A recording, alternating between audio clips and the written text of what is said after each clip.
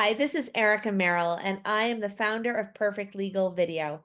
I'm very excited to have with us today Attorney Nicole Reeves Lavallee. She and her team work out of Worcester. She has a family and real estate law firm, and they are just fantastic at what they do. And we are very fortunate to have her with us every Friday. You may not be watching this on a Friday, but we are filming this on a Friday. So excited for the weekend and this information that's coming up. Today, we're going to be talking about something we've never talked about before, actually, judges and everything about judges in Massachusetts. Welcome to the show today, Nicole. Thank you so much for joining us. Thanks for having me. You are welcome. So let's talk about judges. Uh, is this some sort of a hint? Are you throwing your hat in the ring? Absolutely not. Well, if you were to throw your hat in the ring, how do people become judges in Massachusetts? Well, they are appointed. So we start with you need to fill out an application and you need to go through a process. What that process really entails, I can't tell you because I haven't requested it, but I can tell you what I see. I know it's appointed by the governor, so the governor is the one that's going to pick. I'm sure there's a committee before it even gets to the governor and saying, hey, we've pre-screened these 5 people and you need to pick one. I'm assuming there's something of that nature. I'm assuming at some point there's a little bit of politics going on. But putting all of that aside, I do know that we get calls from the governor's commission saying, hey, we're looking to talk to you about Jane Smith, who submitted her request for an appointment of a judgeship. And they'll say, you had a case with them regarding blah. And they'll want to know exactly what their dealings were like, what they knew about the law, whatever the case may be. So those are the kind of things that we see on our end. Obviously, we really don't know what happens behind the scenes, but we do know you have to fill out an application and you have to be appointed by the governor after an investigation. So once they get past all of the politics and the processes, how is it determined where the judges will sit? Because there's quite a few courts and there's quite a few types of courts in Massachusetts. And maybe run through some of that. And I just want to point out, obviously, everything I'm talking about is state courts. I have no idea about federal court procedures at all. But in the state court, again, it's going to be looking at it going, well, this person practiced or had a business or had a lot of cases involving. And you fill in the blank. They did a lot of juvenile cases. They did a lot of family cases. They did probate cases. Or, they dealt with landlord tenant cases or maybe criminal and civil cases. So obviously the person that's going to be looking to fill a seat, they're going to be looking for a specific role. They're going to have somebody that has some knowledge in the area in which you're sitting. So obviously they're not going to hire or make a judge for a probate court who's only done criminal law, nor is that necessarily attorney/judge going to want to take that role. They're going to wait until there's something in the criminal realm because that's what they know. Now, obviously, in the district court, you have the criminal and the civil side, and that does get a little touchy because sometimes you're in there and you have to educate the judge because they're more predominantly criminal, and this is a civil case and they may not know everything. And, I'm saying educate them. Obviously, they do their own trainings and their own stuff, but they're not as schooled as you may be because you've been doing only civil cases. And that's just a prime example. So sometimes we do have to educate judges when they're newer or when it hasn't been their only focus in law. But again, you're going to most likely have somebody sitting that has been practicing in that area for quite some time. I mean, that's very interesting. And that makes a lot of sense. I mean, obviously, you're going to want to help out in an area that you know and that you've practiced in, at least for the majority of your cases. So, how long can they sit in the seat? Is it like the Superior Court where you hear it's like a lifetime appointment? Or is there a certain time period where they might have to re up? There is no re-upping in Massachusetts. So when you are appointed for life. Life means at the age of 70, you get to retire. So that's the big thing, is you're appointed for life. In other states, and majority of states, they are elected by the citizens who go out and vote. So when you're voting for your president of the United States, you're also voting for a judge to be on the bench. In Massachusetts, we don't have any of that. It's appointment, and it's appointment until life, i.e., 70 years old.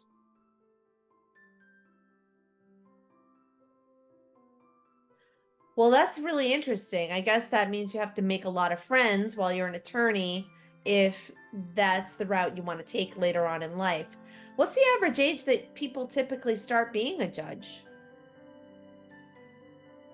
Great question. I think, it tends to be a little bit younger right now, um, but it's on average between 50 to 55, I would say. There's obviously some that are younger. Um, and I think that there's a few that have been right at 60, but the majority of them do 15 years ish. Okay, wow. Now, when they're 70, is there some sort of a test that's given to them to make sure that they can still comprehend everything that's going on? Can they stay on after 70, or is that just it? It's an automatic retirement at 70, short of somebody, which might be the governor, might be somebody else. I'm not really sure on that avenue. But somebody would say, we are short a judge. Can you stay on? Um, that's the only time. So we do have retired judges. We have 2 retired judges right now that are sitting in Worcester part-time ish. It's more like full-time right now, but part-time ish. Um, and they're doing it because we're short judges. So they're coming back, and their pay is obviously different because they can only get the difference with their, the 80% to 100% of their pay, because there's still retirement status. But at least they're there to help us. So you need to have an appointment specifically beyond the age of 70, and then it's for a certain duration. Can whoever has that authority extend it? Yes. And they will renew it as needed. I mean, that's good to know, especially if they're competent still and they're able to do a great job up there, which I'm sure that they are if they're still able to hold that appointment, even in a part-time basis. So just like any job, you always have people that, for whatever the reason is, they need to be fired. Can they be removed from the bench for any number of reasons? And if so, what are some of those reasons?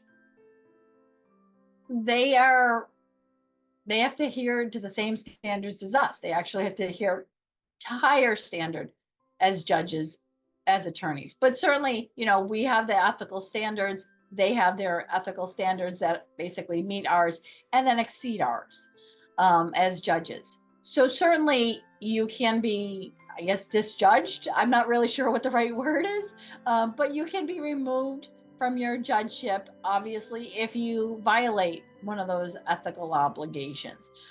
You can do it if, obviously, if you're taking bribes, of course, we're able to get rid of you. I mean, that's the bottom line. We're here, we're supposed to be upholding the law, we're not supposed to be breaking the law. So, certainly, you can do it. The reality is, you can also have somebody that says, I'm done. I'm so burnt out. I know that I'm only 65 and I need to retire, obviously for medical reasons, for sanity reasons, for a number of reasons. So obviously you don't have to stay to 70. The goal is to stay to 70 so you can get the most pension that you can. But the reality is obviously you don't have to. Nobody's forcing you to do it. But generally speaking, they'll have the same judiciary committees that are going to review any complaints that are made to a judge as they would an attorney, and that goes through a whole evaluation to determine whether or not it rises to any level of discipline. I mean, that's great. Obviously, it's good to know that you have a way of policing things if they go wrong. And you want to have the best of the best up there making the judgments on everyone else. You don't want them trying to get away with things behind the scenes. So, I mean, and that's great. And there probably aren't a lot of cases where somebody is removed from a bench, I would think. I can't say that I know of anyone off the top of my head. I mean, yeah. I mean, I would think that there's so much vetting by the time you get to that level. And that's really good news for us. So let's talk about when certain attorneys will say that they want this particular judge because they think that they will get a more favorable result if they have a particular judge. This judge may have a reputation for being easy on uh, certain drunk drivers, or they may have a reputation for voting on the dad's side in the marital situations in court. What do you think about that? I probably hear that at least once a week. The judge, the judge loves me, or the judge hates me, or how can you deal with this? Like this judge is not listening to anything you're telling her, Nicole. At least once a week, I hear it. At least. So you're not alone. The reality is it something that rises to a level that it's really happening, or is it just a perception? And it's hard for my clients to understand that because they're so involved in, hello, did you not just hear what the judge just said? And I go, wait a minute, but listen. And you kind of have to back up, and you have to be a neutral third party in those circumstances and go, is the judge ruling really against us, or do the facts not support our position for whatever reason? Obviously, there are cases where the judges are definitely swayed by one person or another. The question is why? And that's really is it because you made a snide comment the last two times you were in court and they remembered it? Or, you were disrespectful. Judges write these stuff down. So that could very well have happened. Or it could be something that they really have a bias toward you for whatever reason. I can tell you that there's always certain judges that are very favorable to one sex or another in probate court. And you go, okay. And that's why, as attorneys, we always say you need to know your judges. We know who likes what, we know what sways them a little bit more or not. So that's why, we do our jobs. But from your perspective, if there is something really biased, they really are against me because I'm a single father and you don't like me. They don't like me because of the color of my skin. Does it happen? I'm sure it does. Is it something we can ask the judge for? Yes. But on a motion to recuse, we have to go back to that judge and basically accuse the judge of having bias because of X, Y, and Z. So when we do that, the judge, you're telling him, you're racist. Judge, you're racist because of X, Y, and Z. And the judge is looking at you going, and then they have to take a reflection. And that's really what it is. They have to reflect on, have I been biased toward this person? Can I correct myself? Or can I not correct myself and I need to move out of this case? And they're doing this internal reflection. And at the end of their internal reflection, they're going to make a decision. And if they're still your judge, you're still going to go in front of that judge that you just called racist. So it's just something to be aware of, which is why I always point it out to my clients is, let's take a step back and see if it's really real, or if the judge just doesn't like you because of some other reason. I mean, that's really important. I'm glad that you can step back also and take a look at that. The thing that I love about working with you is that, I mean, there were times in our case where it felt like the judge was going for me, but there were times where, for whatever reason, it just wasn't going to go any further. And we were able to make a determination on whether we wanted to waste any more time with that particular case. And that saves everybody a lot of time and money. I mean, you're driving down to court, and if you just want to fight the good fight and be right, it could have gone on another 2 years. So then you have to decide, can we negotiate something? Because it really, as much as you think that you should get one particular judgment. It's just not happening, and you have to make that determination. Do you see that a lot? I mean, I know we kind of saw that with our case, um, and it's over now, but it definitely it I could see where it came that way, and I was reasonable about it. I can see where some people may not be. Yeah, it definitely has its impact where sometimes you're frustrated and you're like, I just don't get it. I'm like, I can I can absolutely present your case at a trial, and it's going to cost you $10,000, and maybe you make an extra $10 a week. But the judge has already told us 2 or 3 times this is going to happen. So is it worth it? So I just always like to do that cost analysis because, again, you can win, but at what cost? Because then you're paying me rather than putting that money toward your child's education, toward the extracurricular expenses, toward something else, a family vacation. So it's one of those things that you definitely have to weigh the pros and cons. And all too often people don't like to, but when I put it in that fashion, a lot of times they'll go, I get it. And sometimes it's they want to pay me and I'm perfectly fine with that. But a lot of times it's I get it, Nicole. I'm not happy, but I get it. And people don't, I've been talking about this recently, but people do not really take into account the amount of time and emotional expense this costs, because when you're going to court and you have to constantly go and print out all your documents for every single bank account you have every single month, and then they want to, everyone's getting nasty and they're asking for more and more deeper information, and even if you're not hiding anything, you're spending hours of your time trying to do that, or maybe you're paying somebody to do that for you, because it's a lot of work and it just never goes away. And I do you see people that just emotionally get exhausted from these processes that can take years? They not only get emotionally exhausted, but just think about that. Think about how emotionally exhausted you are and your child seeing that and they're feeling that. Oh my God, I don't have time for you right now. I have to get this done. My attorney's gonna be up my butt if I don't get it done. Like, just Sally, go out and play. And and you see that. And that's really what I think kind of sways my clients, because not only is it the emotional toll, but then they realize the emotional toll is carrying over to their children. And that is like gold. Like, why would I do that to my kid when I have a way out? I mean, and if it's reasonable to stop and you're not going to lose a ton, then yeah, it might be the best thing to do.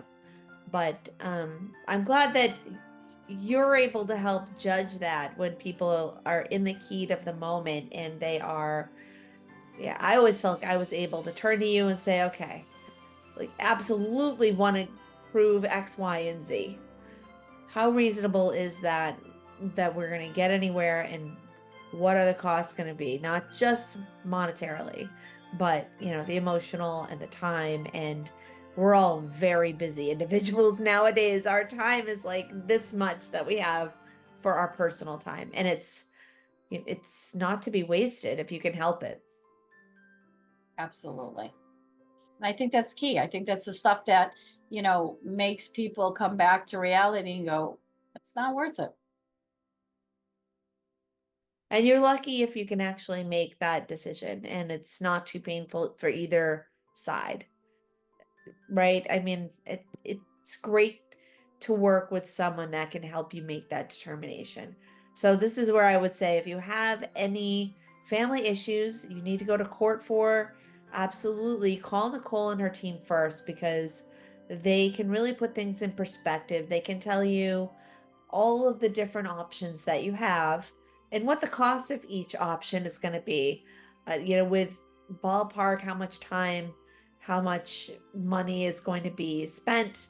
And, it's up to you to figure out how much of an emotional toll and a time toll that's going to take on the rest of you and your family. And then you can make the best decision because you have the best lawyer helping you out.